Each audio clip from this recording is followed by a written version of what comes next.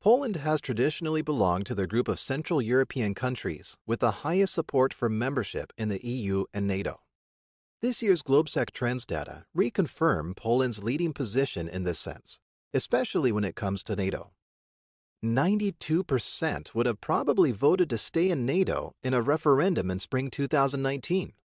Similarly, 87% of respondents said they felt protected by NATO and their allies. These numbers confirm that current instabilities in Europe and its neighborhood, rising tensions among big geopolitical players, and new threats some of these players, namely Russia and China, represent, make even more Poles stick to NATO as a guarantee of security.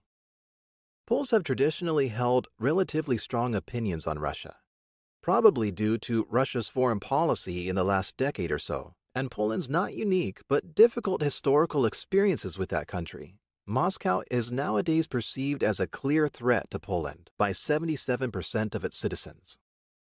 The U.S., on the other hand, as the strongest NATO member state, is traditionally perceived as the ultimate guarantor of the Polish security. In fact, 42% of Polish respondents, again the highest percentage in the region, said they identify themselves with U.S. values. There is, however, a finding that seemingly goes against the strong pro-NATO and pro-U.S. sentiments. It is the preference of Poland to be positioned geopolitically somewhere in between the East and West. 48% of Poles would prefer their country to be in between, which is more than those who have wanted their country to be in the West. The reasons for these preferences might be linked to various factors according to GLOBSEC Trends 2019 data. First, the East-West dichotomy might evoke the Cold War-era style conflict to many.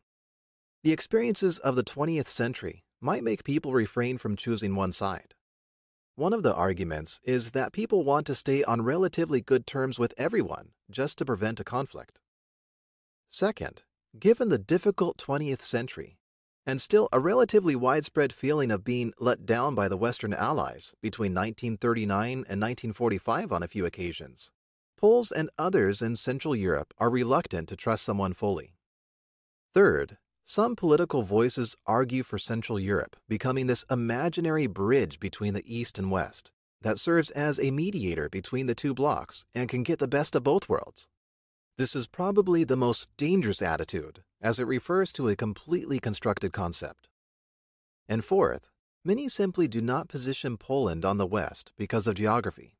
Rather than the West, the identity of Poles tends to be linked to Central Europe, or Europe as such, which is understood as positioned between the West, represented by the US, or alternatively, by countries such as France or Germany, and the East, represented by Russia.